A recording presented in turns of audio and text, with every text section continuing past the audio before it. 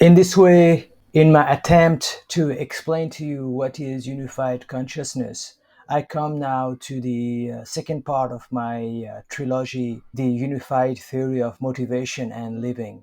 I call that book Overcoming Suffering. It was inspired by all the counseling sessions and motivation sessions that I had with people throughout my career. I realized that the eclectic approach that I had been using to motivate and counsel people followed a particular framework or principle and common theories. After writing part one of the trilogy, that overarching common theme across all my counseling sessions became evident, and then I wrote the second part, Overcoming Suffering. In this section, I will introduce you to a concept called auto counseling. Although I have been using the various theories listed in my book, Overcoming Suffering, to give counseling to the various people who came for my help, I realized that this knowledge can be found inside ourselves. And my tenet is that through unified meditation, we can all unveil that hidden treasure of wisdom within us. And then something called auto counseling would occur. Below is a summary or framework of my book, Overcoming Suffering. It becomes a perfect pair of superimposed triangles surrounded by a hexagram. Let me just quickly go through that diagram so that you understand what this book is about. And again, I urge you to take a look. If not, at least try to flip through the pages of my book. So, what this diagram is telling is that our happiness and suffering is determined by the way we see the world and the delusions that prevent us from seeing correctly. You will notice that the two words are diagrammatically opposite to one another in two different triangles. The first set of triangles is about the actual activity of the consciousness, whereas the second upside down triangle is about the obstacles in that activity. Then in that book, I mentioned the other two activities of consciousness that either cause us to be happy or to suffer. They are how we react to various events that occur in our lives, and what sways our reaction are the dualities that govern us. And then the third one is the way we perform our daily activities. We wish we could perform them perfectly, but we always face various kinds of difficulties. And then the hexagram talks about six aspects of living. Most people are unhappy because they focus on only one, two, or three aspects of living. For a happy and complete life, as well as successful one, we must focus on all the six aspects of living. That is the theme of my book, Overcoming Suffering. Let me just write down what are the six aspects of living. They are health, pleasure, career, relationship, money, and liberation and enlightenment. I will not talk more about the content of this book in this section, and we'll learn a bit more about what I tried to say in that book later on in this section. I would like you to take a look at the diagram. First, let us understand the structure of the first one. The remaining three are just derivations from that first one. So at the beginning, there is a confusion, and that confusion leads us to suffering because we do foolish things or things that we will regret later on. Then, theoretically, if we could somehow move from confusion to clarity, then we would attain a state of bliss because the actions that we perform would be wise, even though they might seem difficult at the beginning. Later on, they will give us happiness. The second diagram talks about the same thing, except that we are given external guidance to move from confusion to clarity. The simplest example is a student trying to pass the exam. The teacher would be that external guidance that would lead him to the bliss of having passed the exam instead of the suffering of having failed the exam. Now, the same principle can be extrapolated to relationship problems, health problems, money problems, or any of the remaining three areas of living I mentioned above. Even in my career as a motivator and counselor, I was providing external guidance to people so that they could get clarity. Then, in the end, because of my guidance, they did the right thing, and as a result, they attained happiness or bliss. The same goes for any parent, consultant, or any good wisher who gives guidance to other people who are not clear about something and are about to suffer as a consequence. The third box is the same, except that external guidance is replaced by self guidance. So, what is happening now, as you can see with the diagram of the thinking man, the person is moving from confusion to clarity through deep introspection, philosophy, and even research of his own. So that is very good. Now, the third, fourth diagram, I have replaced self-guidance with auto-guidance. You can see in the diagram that there is a meditating person with the heart chakra or center of consciousness shining. Now, what is happening here is that, like the external guidance help the person get clarity, there is an inner guidance that is now helping the person in the same way. Many times we will not be able to find a proper guide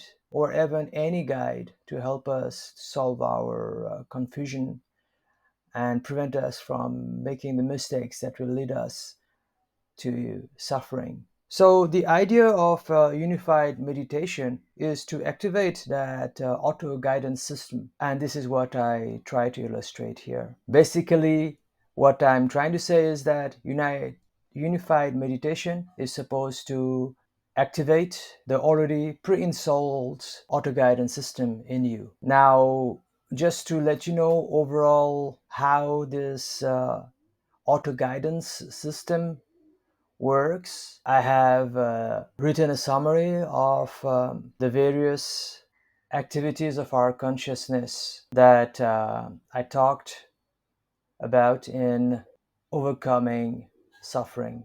I would like you to take a look at the diagram. I use this principle in my counseling sessions very often. It helps people transform their pain into something that they can tolerate eventually after fully grasping the essence of that concept and diagram. They feel purity and liberation. So at the center you will see a star which represents an event or an action or outcome. Then you'll see there are two frames of reference represented by three axes. What looks towards the star are the eyes or the perception. So basically what this diagram is telling us that any point of view, for example, point of view number one, is based on whether that particular event was right or wrong. Then the second axis tells that the person can evaluate that event on the basis of good or bad also. And the third axis tells that the person can evaluate that event as being either liberating or binding. It is based on that particular coordinate of perception that suffering and the further propagation of more suffering occurs. If we can change the position of perception or the point of view, like from POV1 to POV2, then the suffering would disappear and the process of emancipation from that pain would begin. Now, this is what, as a counselor, I do, but through unified meditation, your inner COCs will help you shift those point of views to the correct one. That is the promise of Similarly, the next promise of is to help you in the second activity of the consciousness, which is reacting. We can't avoid reacting. However, most of the time we react either foolishly or in manners that we regret. We wish that somebody had stopped us from reacting in a particular way in that particular situation. And this is what unified meditation will do for you. It will be your own private, permanent counselor overseeing every problems that you are facing and ready to guide you without judging and even obstructing you in any ways. Auto counseling will help you without yourself having to credit the center of consciousnesses. It will feel like you have done it, but you will do the right thing. Now take a look at the diagram. Again, it's a bit complicated, so you will have to go through my book, Overcoming Suffering, to understand it fully. But I will describe it very shortly. On the left hand side, you have what I call the cycle of karma. At the top, there is a universal control system which decides when and how the fruits or outcome of your karma will be experienced. That is done through what I call the balancing karma. You will see a large arrow moving out from it. It leads to an event. The event leads to a feeling, and that feeling leads to an automatic reaction. This is what we do not want, because such auto reactions are always no good. They are the animal instinct in us, the vengeful person in us. So the next box represents what I do in my counseling and what auto counseling through unified meditation can do for you. So after you feel a certain thing, you will be able to know what is the underlying duality or motivator. Then you'll be able to shift that duality and motivator towards a positive and liberating one. That would lead to a new feeling. Consequently, it will lead to a new desired reaction. Before I end this section, I have to quickly show you the diagram here consisting of the various colors. Basically, I have listed the various potential feelings that we can face during the process of reacting. I have talked to you about it to some extent in the section of the 13 components under the mind subsection. From this diagram, I'm just telling you that we have a limited number of primary feelings from which the secondary and tertiary feelings develop. So you have to identify which of the feelings is controlling you and which feeling you want to be controlled by for finding happiness and being free from suffering. Next, unified meditation will help you find auto guidance when you are performing. Take a look at the diagram. Look at the rectangle at the center, which reads performance. By performing, I mean things that we do, thoughts that we think, feelings that we feel, and words that we communicate. We could be doing these four kinds of performance at work or with interaction with other people, at home or in our free time. What people don't usually know is that any of our performance is caused by desire, which is represented by the rectangle above. You might recognize the 48 motivators and the three meta motivators. I have explained in both my books in the trilogy of the Unified Theory of Motivation and Living how there is nothing that we do that is not influenced by one or more of the motivators and meta motivators. I also explained briefly earlier how we can get different outcomes if we perform the same action under the influence of two different motivators. And I have represented that in that diagram once again, but in more detail. Consequently, that performance will lead into a result which should either be desired, undesired, or neutral. The promise of unified meditation is that it will provide you auto counseling or auto guidance towards performing in such a way that you will get the desired results. But in order to do that, the foundation or the original motivator that your actions are based on must be correct. So, this is what unified meditation does for you. Continuing on the earlier example that I used in the earlier subsection, let's say that you are about to hit a person out of the motivator of revenge. So the auto guidance system will help you shift your thoughts and feelings and the way you communicate to that person towards the action of hitting being an act of honor.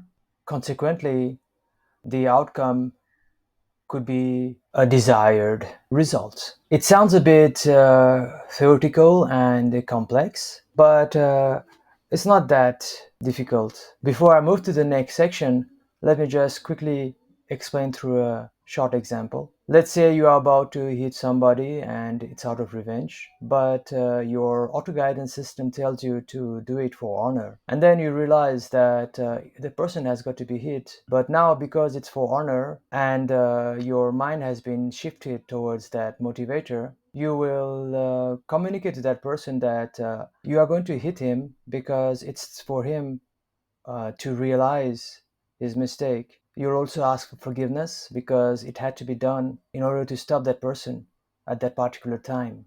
That is a way of communicating. And while you feel anger when you do it out of revenge, when you do it out of honor, you feel a sense of guilt and you question yourself as you're about to hit that person. And then the hitting is done. But now the other person realizes that it was for his own good and there's a desired result. Voila. The most complicated business in the world is the business of living. People think of living as a single aspect. If you ask the economists and the politicians and even the influencers nowadays, as well as the general public, most of them will say that life is all about money. It seems that the world revolves around money for them. However, this singular concept of living is not only damaging to the environment, but it is detrimental for the soul. When I say damaging to the environment, I mean that in order to make money, then somebody must buy stuff. And in order for things to be bought, somebody must sell them, must produce them, and the production will be eventually at the cost of the environment. Pollution doesn't stop at production, it continues with the consumption, and it doesn't even stop there. It extends to the disposition of what has been consumed. Now, for people to make more money, then somebody must produce more, then other people must consume more, and in order to consume more, other people need to throw more. That is a very negative effect on the environment. That is very well known. What is less well known is the effect of such consumerism and capitalism on the individual person and his soul. And this is what unified meditation will help you realize. Through its auto guidance system, you will be encouraged and inspired to explore the remaining five other aspects of living. Take a look at the diagram, and I will just elaborate on its content. Again, I will not go into much detail for each of the points because I've covered them in my book, The Unified Theory of Motivational Living, Part 2, called Overcoming Suffering. For each of the six areas of living, I have subdivided them into four parts. That will make it even more clear for you. So, health constitute of physical health, mental health, emotional health, and spiritual health. The idea is life is not only about making more money, it is about to be healthy at all those sub aspect level. Most importantly, you cannot be physically healthy without being healthy at the emotional level and mental level. And you cannot have your soul crying for peace and yet be happy at the emotional level. So they work in tandem. Through unified meditation, you'll be able to synchronize those four subcomponents to have the best possible health. Next is pleasure. We get pleasure mainly from food, sex, boosting of the ego, and various extrasensory perceptions or ESPs. We have talked about the later concept to some extent in the earlier 13 components sections. So I'll not elaborate on them. We all want pleasure, but if we eat too much, we'll become obese.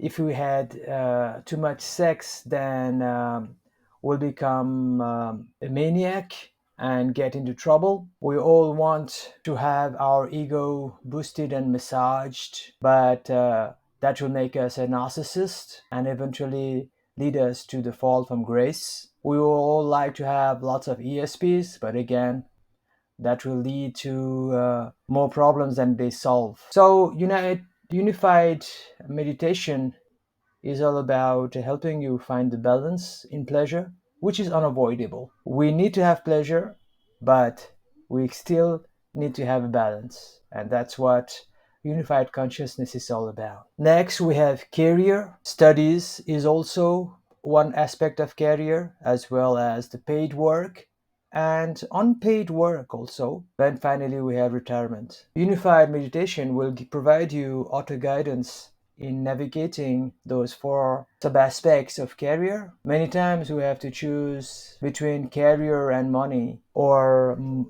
career and relationships, or career and health. The choice we make at one point in our lives might be the wrong one at another point in our lives. So this auto guidance system will help you in making the best judgment. Next, we have relationships. The subdivisions are family, friends and colleagues, acquaintances, and romantic relationships, which include our girlfriend and boyfriends or spouses, or even extramarital affairs. The promise of unified meditation is that it will guide us in the most difficult aspect of living that relationships are. Today, people are sacrificing relationships for money. Is that the right thing to do? Well, unified consciousness will help you answer that. Next, we have money, and its subcomponents are based on the amount of money that we need. So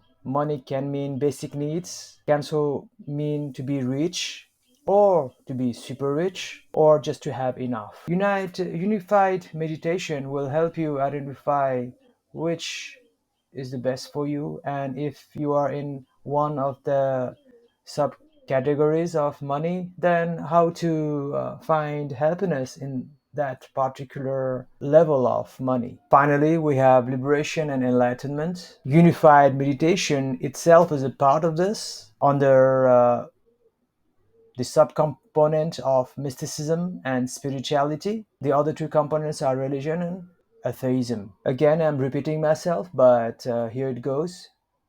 Unified meditation will help you find auto guidance into navigating the very little known aspects of those four areas of liberation and enlightenment. Finally, we come to the most important part of the book, Overcoming Suffering.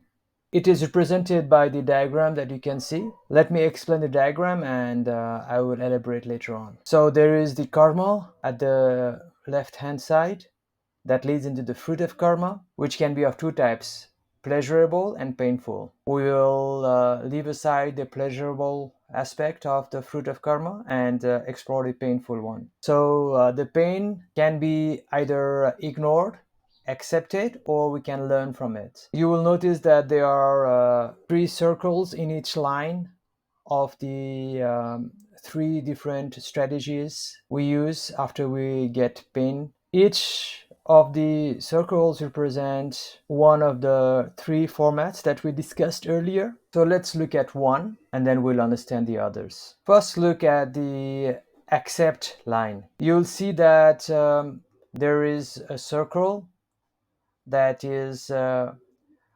rotating as shown by the arrows in format 1 lifestyle. So what this means is that by accepting the pain, the person will keep continuing living in the particular format that he was living in. So if he was living in format 1 and the pain occurred because of format 1, then he will still be in format 1 and the same cycle of pain and pleasure will continue for him. The same applies for the format 2 lifestyle, as you can see by the circular arrows, as well as the format 3 lifestyle. Now, if the pain is ignored, you'll notice that the circle have been converted to a spiral that is collapsing within itself in all the three formats. What I'm trying to say is that by ignoring the pain, this is leading to a reinforcing cycle of each of the format, leading to more pain. But you'll notice the arrow below the ignore set. The first arrow moves from format 3 to format 2 and from format 2 to format 1. What this is telling is that if you ignore the pain in format 3 and do not do anything about it, then you will degrade to format 2 lifestyle. And if you ignore that pain in format 2, then it will degrade to format 1 lifestyle. This is opposed to the set in accept case, where the person is stable in that particular format of living. Now, moving to the last one, to learn from. If the person is able to learn from the pain, then what occurs is outward moving spiral. So it is a liberating cycle. Consequently, because the person is doing something about the pain and learning from it, he is able to upgrade the formats. So if he was suffering in format 1 and he learned from that, then he can upgrade to format 2 living. And if he is able to learn from the pain from format 2, then he can upgrade himself to format 1 format 3 living. As I explained to you earlier, format 3 living is the one that constitutes long-term happiness, whereas format 1 and 2 constitute the short-term happiness and long-term suffering. Format 3 is not devoid of suffering and pain, but it is short-term and occurs at the initial stage. To give you a quick example, let's say somebody commits a crime. The fruit is that he's caught. Let's say that he committed that crime in format 1. Then if he accepts it, he'll stay in format 1 and he'll suffer the consequences. But then even though he might not commit the same crime, he will not change his overall life pattern. Now let's say that he learns from his mistakes. So consequently, now he will change the objective of his life to live a more respectable life, which is under the meta motivator of passion, which leads to a format 2 kind of life. In this way, he has upgraded himself because he has learned from his foolish mistakes. However, if he ignores that crime that he did, then most likely he will do more of it, because it gives him a cycle of dopamine after the cortisol, as we discussed earlier. So he's so used to that dopamine that he gets further and further into crime until the very end of his life. So what unified meditation will do for you is to help you learn from the mistakes, from the actions that you do that produce undesired results, and eventually rise to the best way of living. Format 3. Obviously, it doesn't look outside as pretty as Format 2 living or even Format 1 living, but those who know, and they will never go back to the Format 1 and Format 2 living. So, this was everything about unified consciousness based on my two books under the trilogy of the unified theory of motivation living.